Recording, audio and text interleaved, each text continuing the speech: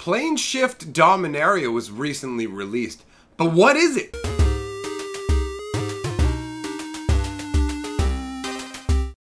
Greetings, owners of fine luxury cardboard rectangles, and welcome to my video where we are going to talk about the merging of Dungeons & Dragons and Magic the Gathering. They just released about, I think 2 weeks ago, I just found it. I can't believe I missed this.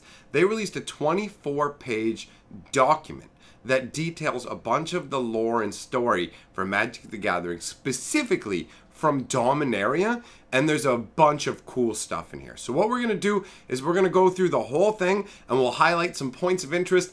I tried to do it earlier in a live stream, but I always get distracted interacting with all you guys. So here we are. We're going to do it this way. All right, here we are. I'm firmly situated up in my happy little corner. Take a look at this cover artwork. Is this not beautiful? Check it out. What do we have here? We have, clearly, this is Benalia, right? You've got your city up here, your town up here. You've got a Benelish knight down here with the amazing stained glass shield and pauldrons and everything. I love this. You've got the Sarah cathedrals up here in the sky. You got a dragon flying by. Oh, this is beautiful. Just absolutely lovely artwork. Let us move into this. Before we do, just so you understand what this is a supplement that is designed so that you can use the Magic the Gathering world of Dominaria, or plane, I should say, of Dominaria, specifically in Dungeons & Dragons role-playing. Now, this is like a teaser for the Guilds of Ravnica book that they're going to be releasing.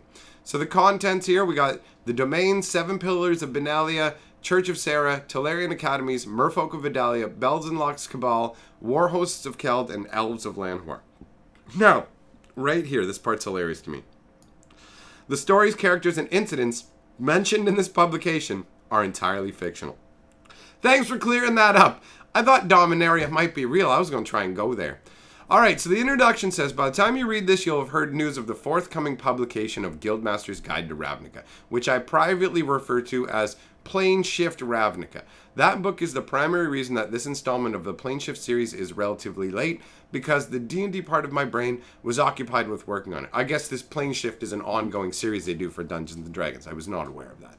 Okay, so I've done this on the series over the last couple of years. Plane Shift, for your overwhelmingly positive response to it, paved the way for the hardcover Ravnica book by proving that D&D Magic crossover was something that people wanted to see. So your delight and enthusiasm for this pet project is just directly responsible for the Guildmaster's Guide to Ravnica coming later this year. Alright, so I'm not going to read through this whole thing. It talks about how the art, the work here isn't comprehensive. Take a look at the art of Magic the Gathering Dominaria. It's the definitive resource, but it says even that book can only scratch the surface. Now, what they chose to do was focus on 10 regions of the world, 2 per mana color as a focus for the card set for Dominaria. Of those 10 regions, 7 of the regions they chose for the set are located on or around the continent of Arona, and they have a significant impact on it. For that reason, the decision of this particular Plane Shift article is to focus on the domains while omitting the regions of Urborg, Shiv, and Yavimaya. Alright, so that being said, there's not a lot of rules content, there's a lot of flavor and lore. That's why we're going to be taking a look at it. This, when I was greeted with this page, this made me genuinely happy. Look at this, boys. This awesome looking map here. I never, at least not in recent memory, have seen all of these places that I remember from old school Magic laid out in this easy to see map. This may actually have been somewhere else listed that I've never seen before, but I love this. You've got Arona here, which is this whole area, and then you've got, look at this. I had no idea that Shannon, where the Shannon Dryads came from, was like this close to Four Ice, which is where those two-headed giants come from. That's nutty. Verduran, oh cool. Verduran Enchantresses come from this area. We've got the Spice Isles over here. We've got Tolaria West. Icehaven, Keld, where the barbarians come from. What do we got? We got Avenant, that's where the Davenant archers come from. Man, there's so much cool stuff in here. Hurloon, that's where the Minotaurs are from. Orvada, Wasal, I'm not familiar with those. The Vodasi, where the Vidalian merfolk hail from. Sarpadia, Renora. This is really, really cool. Here's Llanowar and Benalia right here nestled in. Wow, Benalia and Llanowar are really close to each other. All right, so Dominaria is an enormous plain with numerous land masses separated by vast oceans. This article, though, focuses on the continent of Arona and its surrounding lands, which are collectively known as the domains. Arona. The continent of Arona is sharply split between its northern and southern parts, with the division marked by a wide-bayed and forbidding mountain range. The southern part of Arona is dominated by Benalia, so that's this area right down here, and the foremost mercantile and military power on Dominaria. It spreads along the west coast and out to the nearby islands, including the Isle of Avenant to the north, and much of the Spice Isles to the west. So basically, Benelish territory encompasses this triangular sort of area is what they're saying. Very cool. Alright, though most famous for their fertile fields, the lands of Benalia also include old-growth forest, rolling mountains, and a lengthy coastline. Well, yeah, you can definitely see the access to blue mana, red mana, and green mana they would have in that area as well. Now, the skies above Benalia are dotted with the curved floating spires of the Church of Sarah, with a heavy concentration of them above Benalia's city. In stark contrast to the beneficence of the church, agents of Belzenloc's Cabal have been infiltrating Benalia from their stronghold to the east in Urborg. I don't like Belzenloc. I don't like the way they shoved him in and now he's like, I'm the source of all evil. But that's just a personal flavor thing, and it's honestly going to be the one minor issue I have with all of this. South and east of Benalia lie the impassable tangles of the Llanowar forest. Llanowar is populated by diverse elven societies that are threatened by the goblins and orcs of the Ironclaw Mountains. I genuinely enjoy the idea of being in a Dungeons and Dragons world crafted off of magic and all these old like terms I'm familiar with, but you only saw them from a card. So getting more flavor, more meat to that is really exciting to me. This is cool. Land passage through Benalia to the east coast of Arona is virtually impossible thanks to the peaks of the Ironclaws, but the Benelish are the preeminent naval power in the region. By informal but frequently reiterated agreement, Benelish ships stay out of the Voda Sea, and the merfolk of Vidalia allow shipping to pass along Arona's coastlines largely unhindered. So they stay out of merfolk territory, and the Vidalian merfolk stay out of theirs. This command of Arona's southern coast allows the Benelish to maintain a permanent presence in Circe on the east coast of the continent. To the northeast of Benalia are the Red Mountains, which divide the more sparsely populated northern half of Arona. So that's this part up here, boys. So these are the mountains and everything that are dividing it, the Ironclaw Mountains, and this is the northern half that now we're talking about. So, to the northeast of Benalia are the Red Iron Mountains, which divide the more sparsely populated northern half of Arona from the lands to the south. The mountain's native Crookshank kobolds, so cool, faded poorly during the chaos of the Rift years, and the mountains are now dotted with Benelish mining settlements. Yeah, and I mean, Crookshank kobolds, guys, those are 0-1 little whiny creatures. They're not going to stand up. To the east, the Red Iron Mountains divide as the continent does, with the Iron Crowns veering off to the south. The northern branch becomes the formidable peaks, I should say, of the Hurloon Mountains, home of a peaceful but reclusive nation of Minotaurs. The occasional Benelish trading mission ventures into Hurloon, but permanent settlements and Saren missionaries are met with open hostility. Icehaven, the forbidding subcontinent north of Arona, so that would be up here, you can see Icehaven with both Parma and Keld. The forbidding subcontinent north of Arona is Icehaven, home to the warrior nation of Keld. Keldan raiders and Benelish colonists now clash regularly along the west coast of northern Arona, both seeking to control the relatively narrow stretch of land between the Sea of Avenant and the Whispering Woods to the east. The Spice Isles, and that's this little area right over here. Spice Isles. West of Benalia spreads a vast ocean dotted with islands. The most prominent of the Talarian academies, Talaria West, is situated in the northwestern Spice Isles. A second Talarian academy is situated on Wassala to the east of Arona, part of the mercantile empire of Arvada. So I guess Benalia and Talaria West must kind of jointly share some of these inner islands here. All right, very interesting. I love this, and I love it all laid out like this. Very cool. So, we have blurbs on each of the different areas. We've got Benalia here with Denitha up at the top with, goddamn, look at this gorgeous stained glass. I absolutely love that.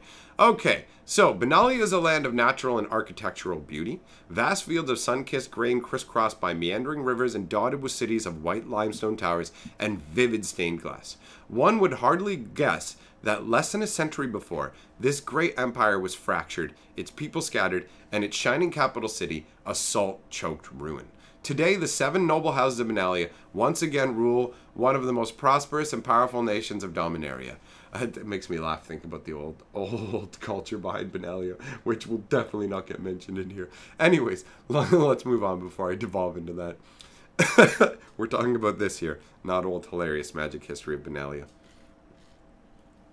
The Benalish are keenly aware that their new Benalia is in its infancy, with 1,000 years of heroic ancestors and tales of bravery to live up to, but they are a diligent people and proud enough to consider themselves equal to the task. Now, this is cool because it takes this next part takes the different like races, areas, and things like that, and breaks them down into Dungeons and Dragon concepts. So the heroes of Benalia, their alignments are going to be lawful, usually lawful, and often good. So they trend towards lawful good, which makes sense for them. Races, human and Aven. And I believe, yeah, the Aven will be covered next. This is cool. You actually get to see races that are exclusive to Magic the Gathering in Dungeons and Dragons. Suggested background types, that's all right. And then it has the classes that you would have. So they could be clerics. The priests who march with the armies of Benalia are consecrated by the Sarin Church and are technically part of its ecclesiastical hierarchy. In practice, though, they serve more as military officers than as clergy. Benalish clerics inspire their charges to great feats of glory and heroism, bolstering them with the blessings of Sarah. Dungeons & Dragons has a lot of different types of clerics and things that they can do, different gods to venerate and such. I stopped playing Dungeons & Dragons during 2nd edition, so I can't speak to exactly how 5th edition rules work, but conceptually, the classes haven't changed, so that's alright. So fighters, Benalish fighters drawn from the noble houses are often elite knights. They're responsible for security for Benalish lords and their manors and make up the core of military forces in the field. Noble fighters also serve as officers for the soldiery, but many people from the common classes also rise to officer ranks. Each of the noble houses maintains its own standing army, but several legions of professional soldiers, tithed from the different houses, make up the backbone of the Benalish fighting force. So you can choose to be an official soldier, kind of like a mercenary. You have multiple options that way. There's the paladins, which makes perfect sense, absolutely perfect sense for Benalia. And warriors who combine loyalty to Benalia with devotion to Sarah might join the ranks of Benalia's knights if they come from noble blood. This is particularly true of the members of House Capuchin who have a long heritage of worshiping Sarah. Okay, so apparently for a character to be a paladin from this, you would have to actually be a nobleman. You have no choice in that. You have to generate your character as a noble, and you would be most likely worshiping Sarah. All right. And then Ranger class. The leather-clad Benalish warriors, known colloquially as heroes, make up... Oh! Very, very cool. Tying into the old hero cards from Homelands and such. I dig it. Make up a special renowned class of defender. They're trained from a young age to survive in any environment while operating independently, and they owe their loyalty directly to Benalia City and the Council of Seven. And so then they have some suggested ideals to give your character background ideas. So one of them can be devoted to restoring Benalia's empire. Are there other ones that are interested, tied into that particularly? Just honor, dishonor. Okay, so that's not anything particularly interesting there. Suggested bonds connected to one of the 7 great houses, and its interests come above all others. All right. Aligned to the Star Clan. Ooh, that's caused past. That's problems in the past. A weapon or piece of armor used by a renowned ancestor. Okay, that's cool stuff. No, that's tied into magic history, though, so I don't care about that. Let's move on. So then they have the Aven race that they've added to the game. Following the devastation of the distant continent of Otaria in Corona's War, because the Aven were all over there in the Cabal, like fighting in the pits and stuff. Anyways, following the devastation of the distant continent of Otaria in Corona's War, some 2.5 centuries ago, people of many races left that land to find refuge elsewhere. Among them were the bird-like people called Aven, who were largely unknown outside of Otaria prior to their exodus. Rather than dispersing around the world and assimilating into local cultures, they wandered in great flocks, forming separate communities in a few hospitable locations. The largest such flock settled in Benalia, where its people submitted themselves to Benalish law in exchange for hospitality. And if you guys don't know what that, it's basically like, we will live by your laws if you allow us to live amongst you and give us like a bit of help to get going, is what it's saying there. The Aven have no representation on the Council of Seven, but many hope to see that change. Aven have human-like bodies, arms, and legs, with wings and heads resembling those of eagles. Their lean forms are covered with feathers, and their arms and legs all end in sharp talons. Aven formed their own airborne companies, known as wings, within the Benalish army. They serve as soldiers, battle priests, and occasionally heroes, but do not become knights except under truly exceptional circumstances. And that's most likely because they're not going to be able to prove they have noble blood, so they would have to do something to elevate themselves to that level. Worship of Sarah is all but universal among the Aven because of syncretistic fusion with their traditional religious beliefs. And many Aven are Sarin acolytes. Alright, and then in terms of what that means, what an Aven is, they have bonuses to dexterity and wisdom, so they're wiser and faster. They live to be about 80 years. See, this is kind of cool because it provides more information about races we may not have had. Like, I had no idea that Avens were like humans and only lived to be 80 years old. How would you have no idea of how long bird people would live. Their size, they're roughly 5 to 6 feet tall. They have slender bodies, and their bones are partially hollow to facilitate their flight. That makes perfect sense. The size of them, they're medium-sized creatures, so man-sized. And then it talks about their speeds, whatever, their languages, whatever. Okay. Benalish adventures. What might bring adventurers to Benalia? What adventures can Benalish heroes undertake? And what nefarious schemes might a Benalish villain pursue? You can use the following tables for inspiration when building adventures around the people and locations of Benalia. So, Benalish quests. Benalish characters often have ties to either the 7 great houses or the military forces of Benalia. They might be sent on missions by their individual houses or by the Council of 7, when not undertaking quests driven by their own lofty ideals. So, the quests are things like defend a mining settlement in the Red Iron Mountains from Cookshank kobolds. That's cool. Negotiating treaties with Hurloon Minotaurs. That's neat. I like that. These are cool little quest ideas. Alright, and then Benalish sites, like much of Dominaria, Benalia is dotted with the ruins of ancient empires and scarred by long ago wars. First built on the ashes of the ancient Shialtan Empire, it was ravaged by the Phyrexian invasion, then rebuilt over the rubble of its own near destruction. Well, that's cool. And then the Benalish sites are things like, are there any cool ones here? Let's see here. Secret sub-basements, no. A Phyrexian portal ship, long overgrown by nature. That's cool. Remains of a castle that sank in a mire. That's pretty funky. Right on. A Sarin cathedral fallen to the ground from its place in the sky. That's cool. If you couldn't normally get up to access those if you did it on flight, that'd be cool to explore. Benalish villains. When evil arises in the realm of Benalia, it often takes the form of that most dangerous of villains, the kind that believe themselves to be righteous and good. They might use villainous methods to advance what are basically good ends, or grow so zealous in their fight against evil they begin to see it everywhere. Okay, so a zealous warrior wants to lead an army to war against Keld. Okay, no big deal. A skin witch of the Caligo morass brings a nearby area under a curse. Alright, that's cool. An important noble's fallen under the influence of an advisor with ties to the Cabal. Right on. Right on. Not too shabby at all. Alright, so, gracefully curved towers. Oh, this is the Church of Sarah. Okay, so this is gracefully curved towers float in a golden sky, so serene that not even gravity can touch them. Devout priests sing beautiful songs of veneration. Winged angels fly through the air on their way to bring gentle comfort to the needy and swift justice to the cruel. This is the Church of Sarah, a benevolent religion founded to honor the memory and example of its goddess. So the heroes of Sarah, belying the appearance of a monolithic order at the center of the church, dozens of officially recognized clerical and knightly orders within it keep peculiar traditions dating back centuries. Each order counts as an array of angels, clerics, and knights amongst its adherents. Alright, so their alignment usually lawful good, races human and Aven, and some suggested background, who cares. The suggested classes, cleric, many different ranks of priests fill the church hierarchy, but they all serve the same essential functions of ministering to the populace and interpreting the teachings of Sarah.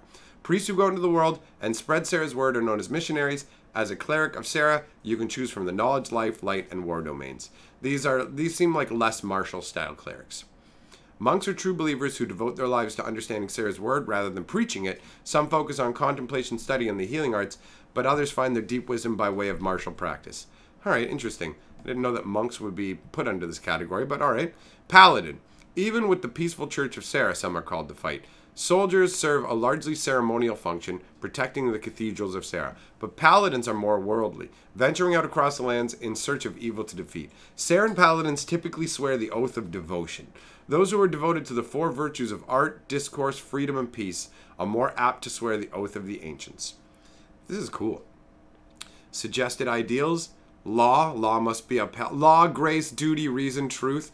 Oh, cool, man. They're from the song. Oh, neat. The Song of All. Guys, the Song of All, the cantos, these cantos showed up on different angels. Angel of grace, angel of law, rule of grace. This is a nice tie-in. I enjoy this. That's so cool. Are these directly quotes from the cards? I think this is the flavor text from cards, man. That's really cool. I dig that. All right, suggested bonds, anything to protect the cathedral. A lesser angel will become a close friend and confidant. Oh, cool. I think the stained glass in my holy symbol came from Sarah's realm before the artificial planes collapsed. What? What? What? What? That's so cool, man. A holy symbol with stained glass in it from Sarah's artificial realm before it collapsed. What? Man, that's so neat. All right, Saran adventures. As a major force for good in the world, the Church of Sarah is more likely to act as a patron for heroic adventures than as an adversary. That said, even the most well-meaning paladin can take on a villainous nature either out of misguided zeal or when manipulated by a sinister force. You can use the following tables to help inspire adventures, ideas dealing with the Church of Sarah. Characters with ties to the Church of Sarah might be sent on holy quests by priests or even angels. Alternatively, they might draw on their own pious devotion to undertake a pilgrimage or a crusade. So we've got things like find an angel who's disappeared in a dangerous land. All right. Retrieve as much artwork as possible from a ruined Saran church. All right. Saran sites. What do we got? A majestic cathedral floating in the air. Those things are dope. The scorched site of an angel's death. Yes, that's so flavorful. Well done. Saran villains. A Saran priest believes that no one's beyond redemption and is shielding a murderous villain from the law. All right. A naive angel keeps sending Saran knights on deadly quests against impossible odds. Oh, that's a good one. Man, they put effort into this. This is great. An old priest grows bitter with grief and frustration, convinced that their life's work has been a waste and turns to the pursuit of revenge. This is so good. Man, I love this. The Church of Sarah is markedly lacking in hypocrisy. Perhaps enough holy power suffuses the sites and relics of the church that people are truly transformed into better versions of themselves by their exposure to it, or perhaps the church is particularly effective at rooting out corruption and false virtue before those things can exert their evil on the world in Sarah's name. When adventurers find themselves opposed to a Saran, it might be for reasons like those shown on the Saran villains table. So cool. A Saran angel corrupted by the demonic power of the Cabal. I love it. I absolutely love it. Man, so cool. Sarah Angels. Look at that. All right. So now we're moving into Teleria. To the mages and scholars of Telerian academies, magic is one science among many. Their books of lore contain eldritch runes as well as elaborate equations, and they employ complex constructs along enchanted golems. What happens to bronze if you transmute the tin it contains into iron after smelting? Does introducing an electrical charge enhance the scrying ability of a crystal ball? To the Telerians, there's nothing strange or even interdisciplinary about these questions, even if the answer in either case could easily turn out to be, it explodes. Heroes of Teleria. Students of magic come from all over Dominaria to the Telerian academies, and both the student body and the faculty reflect this. People of virtually every intelligent species on the plane can be found somewhere among the Telerians, and students and faculty might hail from any of the plane's human cultures. Alignment usually neutral, often lawful. Okay. Races any, that's cool. And suggested background things like nobles, sages, hermits, that makes sense. Suggested classes. Teleria is a wizard school. Virtually everyone at the academy, students, teachers, scholars, and administrators is a wizard, skilled in learning or learning the practice of magic. Professors within each academy can trace their educational history back to different members of the original Telerian academy, including Urza, Baron, and Rain. Wow, man. All kinds of peoples of illustrious bloodlines. Members of different lineages typically focus on different subjects, employ different teaching styles, adhere to different ethical standards, use different jargon, and even adopt distinct accents when addressing students. There's all these little subcultures. Very cool. At least in theory, members of other classes can study at Telerian academies, although some magical talent is a requirement for entry. An Eldritch Knight or Arcane Trickster might learn magic there while honing other skills, or a sorcerer might try to elevate the mastery of their innate abilities through rigorous arcane study. All right. Suggested ideals: teaching, restoration, responsibility, innovation, progress, and self-improvement. Suggested bonds. A student I want to help. One of my old teachers. These ones are kind of boring. I don't care about those, so let's move on. Talarian adventures.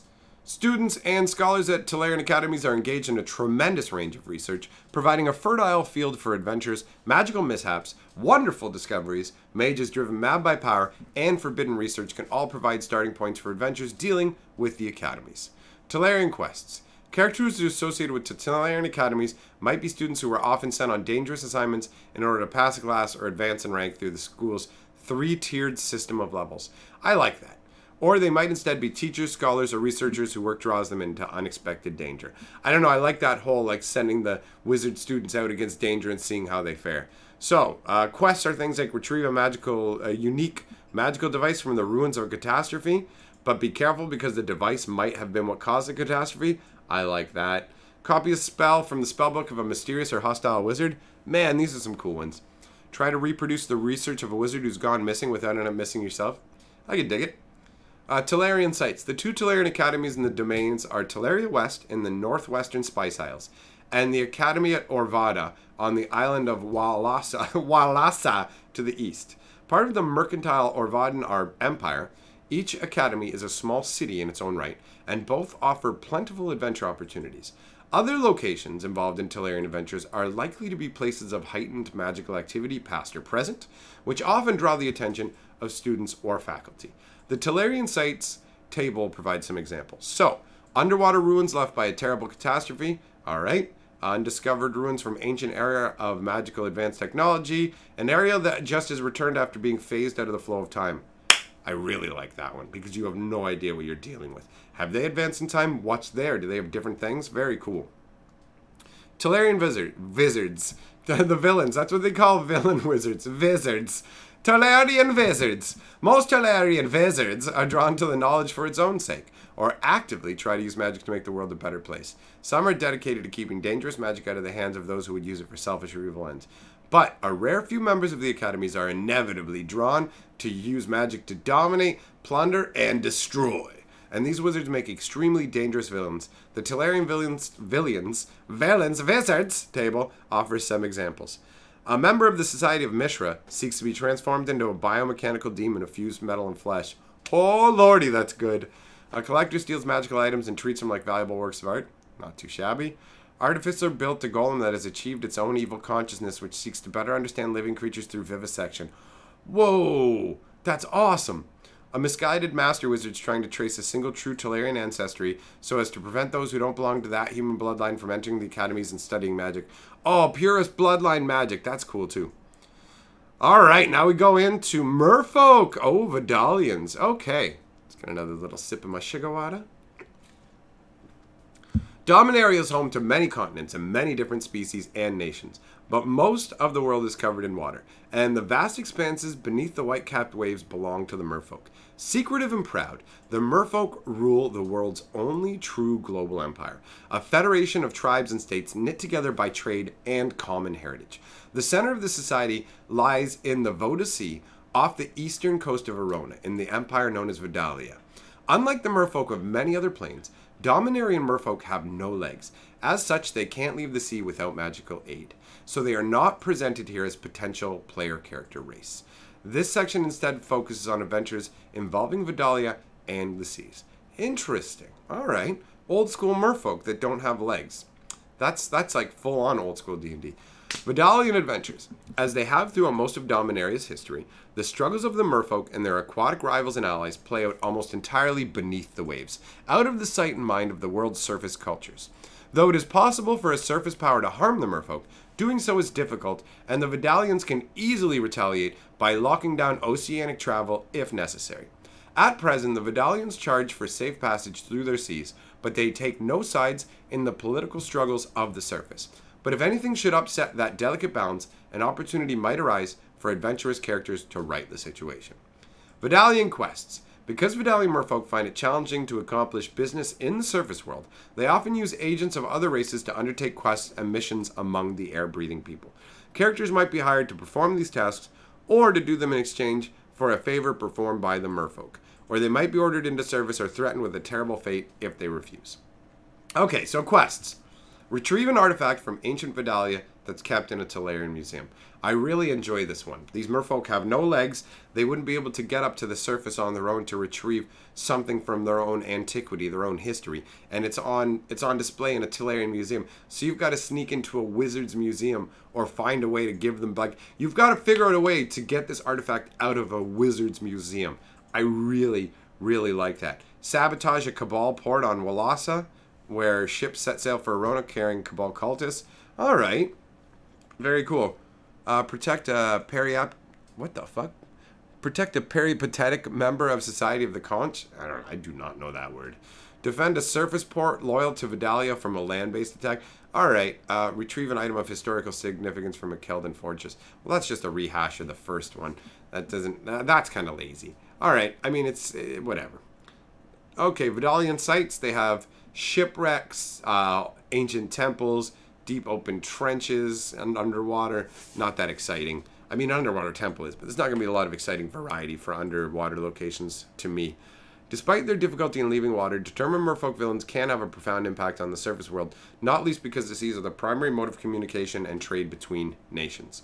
So, Vidalian villains. A hot-headed young military officer, part of the Akula current, plans to escalate conflict with a surface port in hopes of eventually annexing the port. Alright. A wizard seeking the Golgothan Silex. What? The artifact that destroyed the island of Argoth and launched the Ice Age. Also, that's how Urza ascended to Planeswalkers in hopes of destroying all lands on Dominaria. Man, that's epic. That's epic. Looks like it's Homerid time, boys. You got yourself some crab people with big old rope hands. Homerids. The merfolk of Vidalia have waged bitter war for generations against the cryptic, cold-loving crustacean race of Homerids. The surface ocean waters have become too warm for the Homerids in recent times, but in the years following the Brothers' War, as a global ice age settled over Dominaria, the Homerids swarmed to the surface and nearly unraveled the fabric of the First Vidalian Empire. Even now, these creatures teem in the deep, frigid trenches to the west of the Voda Sea. Genocidal foe.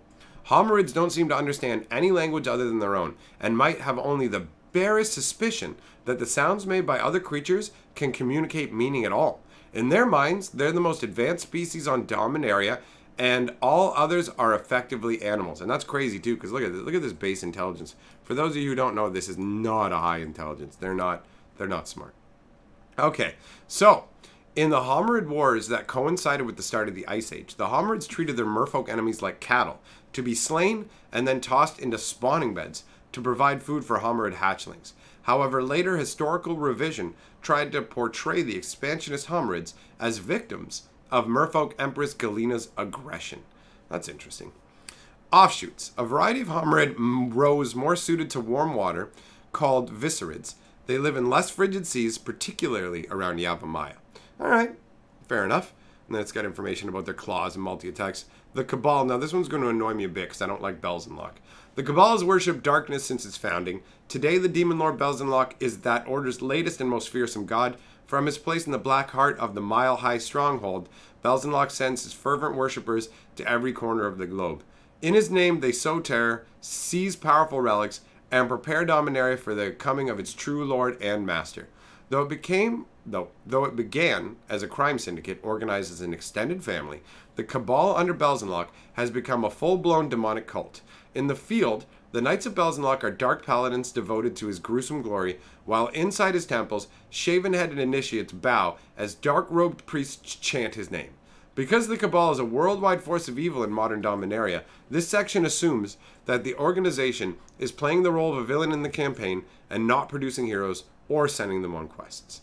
So for Cabal Adventures, it says, though headquartered at Stronghold in Urborg, the Cabal has agents all over the world, and they're particularly active in Arona. Some engage in overt raids designed to cause terror and confusion, while others infiltrate society as secret agents and assassins. Their goal is to destabilize the powerful nations of the world, paving the way for Belzenlock's armies to march forth and claim what is rightfully his. And they've got some sites here: a small Belzenlock shrine, abandoned mineshaft, the house of an aristocrat who's joined the Cabal, not too super exciting.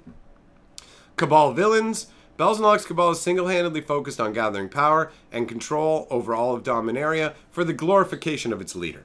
The Cabal villains table gives some example of their wicked nature. So I mean, they're like they're black. It's gonna be obvious. A bunch of sacrificers, a bunch of evil dudes. It's not hard to figure that out. Cabal infiltrators, sowing discord. Dementis controlling the mind of a monster, sending it to rampage through farms and villages. It's pretty cool, actually. Alright, so here we've got some background lore information. Belzenlok cultists. Cabalists are uniformly fanatical, tormented into zealotry by pain, greed, and the distinctive power of their dementia magic. From the Cabal's beginning, spellcasters known as dementists have manipulated the very stuff of nightmares, reshaping reality and creating items and creatures from the parallel realm of dementia space. Though it has been greatly changed by centuries of hardship, dementia magic remains a powerful asset of the Cabal, and Cabalists value prowess with such magic above everything except the favor of Belzenlok. Cultists, initiates, and priests. Most members of the Cabal serve it in a religious capacity. Cells of Cabal cultists are found throughout the world worshipping Belzenlok in secret. Once inducted into the Cabal more formally, cultists shave their heads and become initiates, assisting priests in their dark rites. As Cabal priests rise through the ranks, they dress more ornately, often wearing headgear or high collars that set them apart from initiates. Most Cabal clerics are dementists, but carry with them implements of sacrifice and veneration. But a few are more martial in nature, wielding heavy blades and viewing combat as the most effective form of sacrifice to Belzenlok. These figures might be represented by acolytes and just different priests and things like that. Cabal Knights are all members of an order called the Grimnant. The armor they wear has been melted down from scavenged or stolen pieces and forged anew, painted in black lacquer and with its edges honed.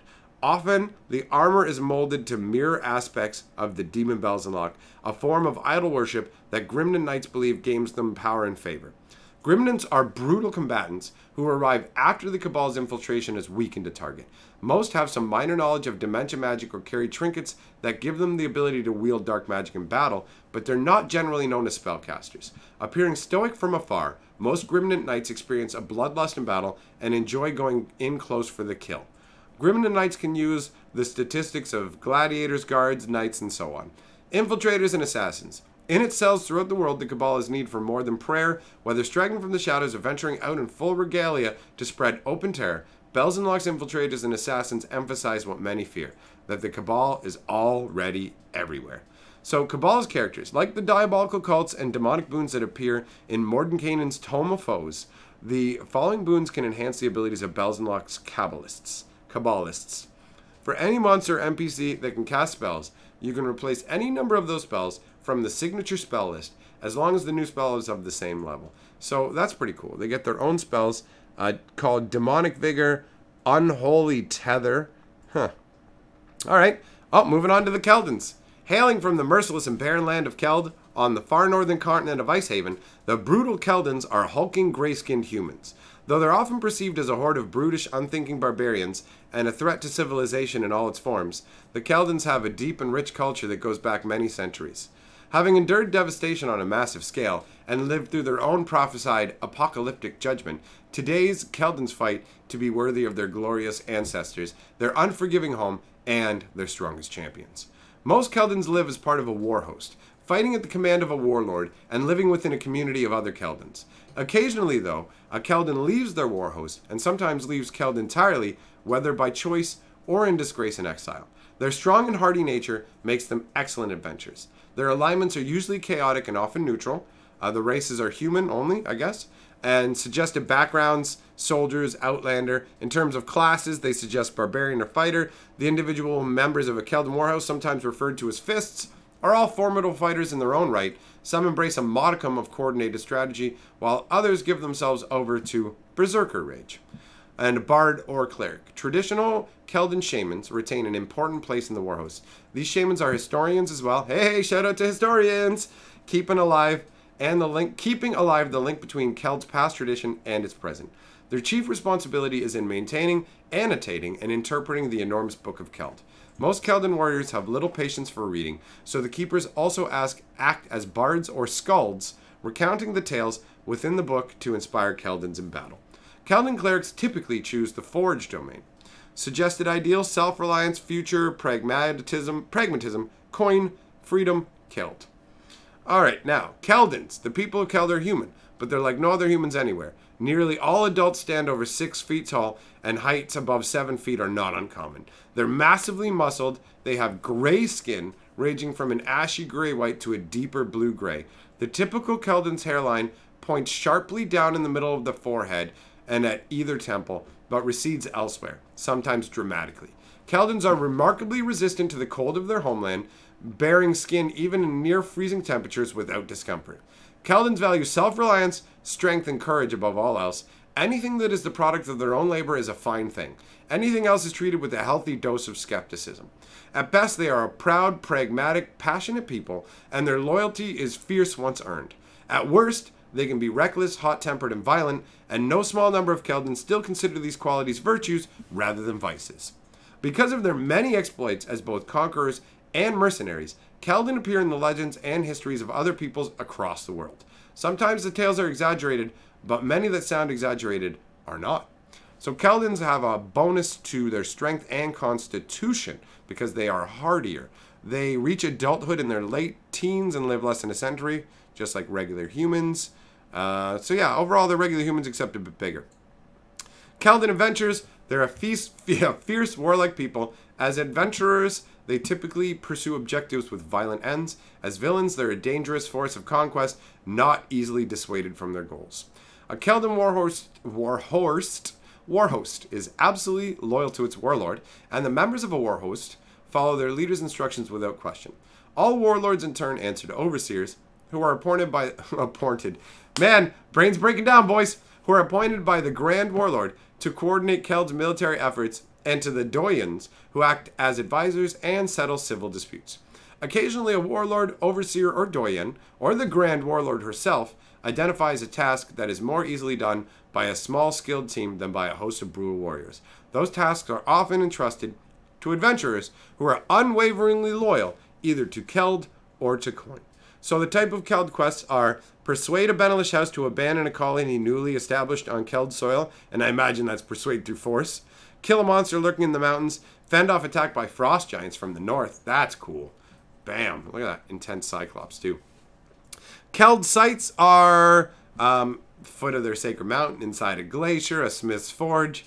Overall not that interesting. The Keldons aren't builders, so as such the sites involved in adventures and are likely to focus on wilderness areas and ancient ruins. Alright, and Keldon villains. When people like the Keldons, practically every good and noble warlord is balanced out by one who's bloodthirsty and ambitious, but the violent conquerors, as terrifying as they might be, are often the easiest Keldon villains to deal with. So it's pretty much just all variations of warlords here, and then one or two saying a shaman messes around with necromancy. Alright. And moving on to Llanowar. This might be the last grouping here, guys. Few outsiders dare to venture into the vast and ancient Llanowar forest, where huge old-growth trees tower 1,000 feet above the ground. Wow, that'd be crazy. Alright, among those trees live the fierce Llanowar elves, whose appearance of savagery and reputation for xenophobic hostility are enough to keep most other folk away from even the shadow of the forest. In reality, however, the Llanowar are a reclusive people, and careful visitors can enter and leave their domain without ever seeing its inhabitants. When the Llanowar elves are seen, it's because they wish to be seen, and often to an intruder's detriment. So, heroes of Llanowar. The people of Llanowar elves with a reputation for xenophobia, offering intruders greetings that range from quiet suspicion to swift death. Some elves are concerned primarily with their own self-preservation and the safety of their families, villages, and elfheims, but there are others who keep their eyes on larger dangers. Some of those elves join in the Order of the Steel Leaf, keeping watch on the forest borders and occasionally venturing beyond those borders to meet threats. Others take to the wider world, pursuing foes that threaten more than just Llanowar, or simply seeking adventure. Now, suggested classes, Bard or Druid. Since the death of the elf planeswalker Freyalise, the elves of Llanowar have turned to the worship of Gaia, the goddess of life and nature.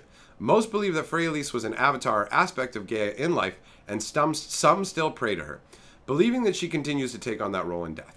But even the faithful of Freyalise are likely to pray directly to Gaia most days. That said, the Druids of Llanowar are not just a religious order, they're a professional, philosophical class, with different orders filling different social and religious roles among the elves. Some orders contain or consist of poets, bards, and historians, who collect and preserve the lore of Llanowar. Yeah, gotta preserve and collect that lore, baby! And its peoples for future generations. Others are made up of astronomers, mathematicians, and navigators who use their esoteric knowledge to predict weather and astronomical events. Most importantly, the druids serve as the judicial system, both investigating complaints and judging the accused.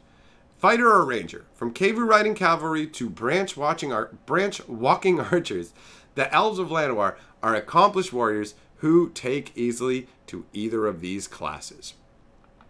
Alright, so suggested ideals are pacifism, defiance, flexibility, pride, holiness. Bonds are, they're all like family. Yeah, they're all very family bonds, or I was bonded to a Kevu. Alright, and Llanowar adventures.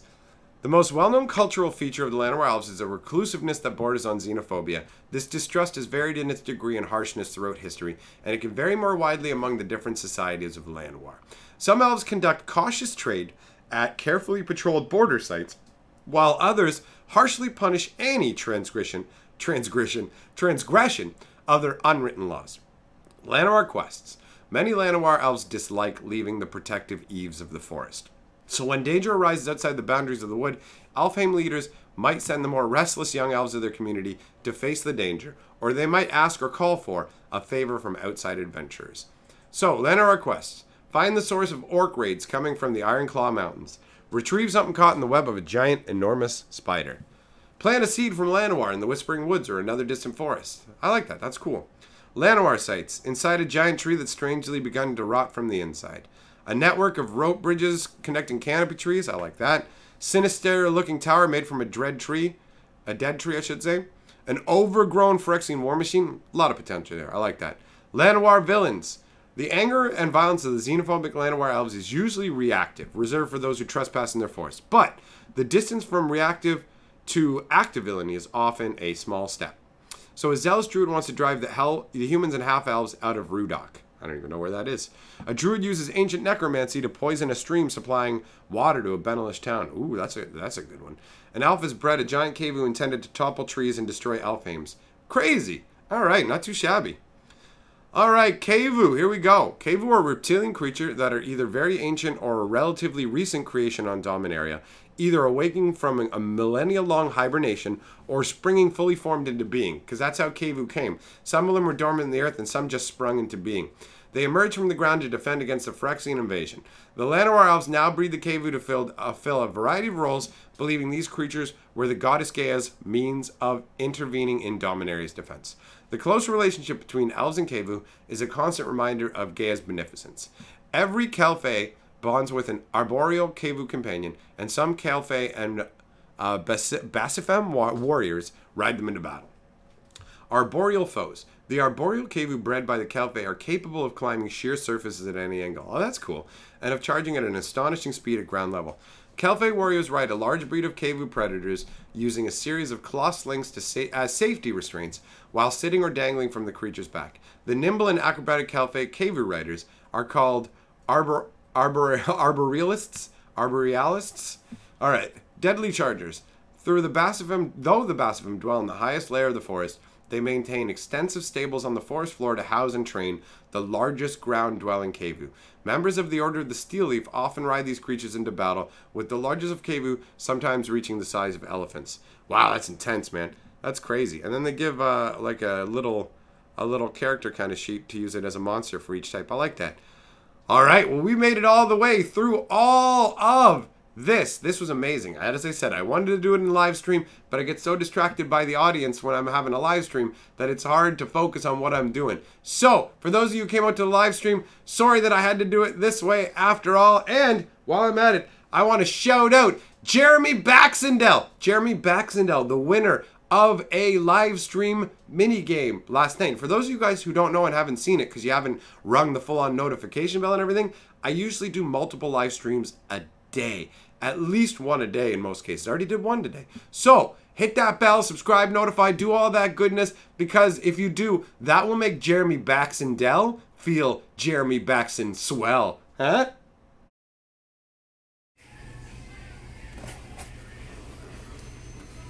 I am a pepperoni lover pan pizza, and together we are the sixth color of magic.